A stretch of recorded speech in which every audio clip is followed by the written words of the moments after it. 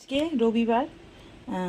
তা সকালবেলা একদম সাদা মাটা খাবার হয়েছিল, মাছের ঝোল ভাত আর একটু ডাল হয়েছিল, রুই মাছ রান্না ছিল, সেটাই খাওয়া হয়েছিল। তাতে আমাদের কারোরই সেরমভাবে মন ভরেনি। আমাদের বাঙালিদের কাছে জানো তো রবিবারটা মানে একটা স্পেশাল বার।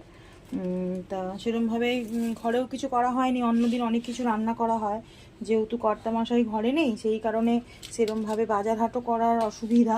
বাজারটা যেহেতু ওই করে তো সেই কারণে অসুবিধা হয়ে যায়। তা সকালে ওই অত সাদামাটা খেয়ে মন ভরেনি কারোরই, না মায়ের না ছেলের।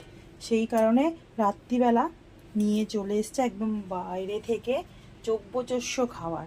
তা তোমাদের সাথে দেখিয়ে দিই খাবারটা কি। আর এই দোকান থেকে আমরা প্রথম খাচ্ছি, মানে আমরা একটু মানে খাদ্যরসিক তো, ওই জন্য সব দোকান থেকেই মোটামুটি ট্রাই করে দেখি।